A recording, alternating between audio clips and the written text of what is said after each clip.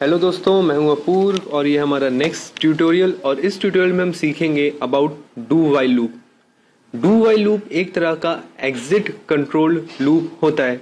जैसे कि हमने अपने पिछले ट्यूटोरियल में देखा था कि एक ये वाइल लूप है। वाइल लूप एक तरह का एंट्री कंट्रोल्ड लूप होता था, क्योंकि इसमें जो टेस्ट एक्सप्रेशन था वो पहले चेक होता था, बाद में जो लूप की बॉडी है वो एग्जीक्यूट होती थी। तो आप देख लीजिए एक आखिरी बार वाइल लूप को, क्योंकि इसके बाद हम समझेंगे do while loop. So let's see एक डू वाइल लूप काम कैसे करता है। इसको मैं हटा देता हूं और इसको भी मैं हटा देता हूं।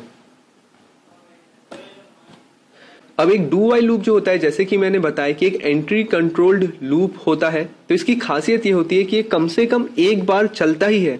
चाहे टेस्ट एक्सप्रेशन की वैल्यू सही हो भी या नहीं, ये एक ना एक बार चलता ही है। तो ये लूप जो है ये ऐसी कंडीशंस में बहुत काम आता है जहां पे हम चाहते हैं कि टेस्ट एक्सप्रेशन की वैल्यू जो है वो चाहे ट्रू हो या फॉल्स हो, लेकिन एक ना एक बार लूप चले जरूर। मान लीजिए यहाँ पे मैं लिखता हूँ int a is equal to 10। उसके बाद मैं लिखता हूँ, अब आप देखते हैं डू वाइल लूप की स्टार्टिंग कैसे करते हैं। पहले मैं लिखता हूँ डू, जो कि एक कीवर्ड है, फिर एक सेट ऑफ कर्ली ब्रैकेट्स के बीच में ये लूप बॉडी रहती है, इसके बीच में मैं लूप की बॉडी लिखूंगा यहाँ पे, और जो लास्ट कर्ली ब्रैकेट क्लोज होता है उसके बाद मैं लिखता हूँ वाइल। अब आप देख सकते हैं जो वाइल लूप था उसमें पहले वाइल लिखते थे, लेकिन डू वाइल लूप में लूप बॉडी के एंड में हम वाइल लिखते हैं, और वाइल के अंदर हमारी एज यूजुअल पैरेंथेसिस के अंदर हमारी टेस्ट एक्सप्रेशन की वैल्यू आती है। मान लीजिए मैं लिख देता हूं यहाँ पे a ग्रेटर देन 10, और यहाँ पे खासियत ये कि डू वाइल लूप के बाद में एंड में वाइल के बाद एक सेमीकोलन लगाना जरूरी है, जबकि पिछले वाइल लूप में क्योंकि वाइल लूप को पहले ही हम लिखते थे तो वहां पे सेमीकोलन नहीं लगाते थे। तो यहाँ पे मैं एक सेमीकोलन लगाता हूँ और इस लाइन को मैं डिलीट कर देता हूँ फिलहाल।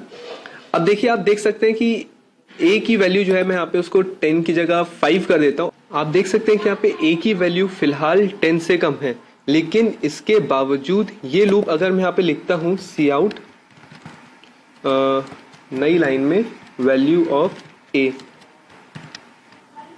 आप देख सकते हैं कि a की वैल्यू वैसे तो अभी 5 है जो कि 10 से कम है, और टेस्ट एक्सप्रेशन की कंडीशन ये है कि a की वैल्यू 10 से बड़ी होनी चाहिए। तो इसकी खासियत ये है कि अगर टेस्ट एक्सप्रेशन फॉल्स भी है तो भी ये लूप एक ना एक बार काम करेगा, क्योंकि डू का मतलब ही होता है करो। तो ये एक ना एक बार वो काम करता ही है, लूप की बॉडी को एक ना एक बार एग्जीक्यूट करता ही है।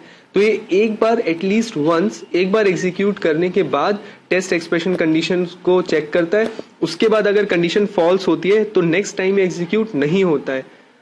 चलिए हम इसको रन करके देखते हैं। आप देख सकते हैं यहाँ पे 5 आउटपुट आ गया है, मतलब लूप एक बार तो चला ही, उसके बाद लिख के आ गया है प्रेस एनी की टू कंटिन्यू। ये सिस्टम पॉज के कारण प्रिंट हुआ है। तो आपने देखा कि एक ना एक बार डू वाइल लूप काम करता ही है, चाहे टेस्ट एक्सप्रेशन की कंडीशन ट्रू हो या फॉल्स हो। मान लो हम इसको ट्रू कर देते, a लेस देन 10, एंड यहाँ पे लिख देता मैं a प्लस प्लस सेमीकोलन, तो यहाँ पे ये हमारी अपडेट कंडीशन हो जाती। तो ऐसे केस में 5 से 10 तक की वैल्यू या 5 से 9 तक की वैल्यू एक्चुअली, क्योंकि मैंने यहाँ पे a लेस देन 10 लिखा है, तो 5 से 9 तक की वैल्यू यहाँ पे प्रिंट होती। चलिए इसको एग्जीक्यूट करके देखें, और आप देख सकते हैं कि एज यूजुअल 5 से 9 तक की वैल्यू यहाँ पे प्रिंट हो गई है, क्योंकि यहाँ पे मेरी स्टार्टिंग कंडीशन आप कह सकते हैं कि मैंने a इज इक्वल टू 5 दी थी। डू वाइल लूप ने पहली बार लूप को एग्जीक्यूट किया, 5 प्रिंट किया, अपडेट किया, a की वैल्यू 6 किया, फिर चेक किया, हाँ 6 की वैल्यू 10 से कम है, तो इस तरह से लूप एग्जीक्यूट होता गया। तो जैसे कि मैंने यहाँ से 5 से, जैसे कि यहाँ पे मैंने 5 से 9 तक की सीरीज जनरेट की है, हम 1 से 10 तक की सीरीज को भी जनरेट कर सकते हैं काफी इजीली। यहाँ पे मैं लेस देन इक्वल टू कर देता हूँ और a को मैं 1 से स्टार्ट कर देता हूँ। तो आइए इसको एग्जीक्यूट करके देखते हैं, और आप देख सकते हैं जो हमने फॉर और वाइल लूप से किया था वही हमने डू वाइल लूप से भी किया है।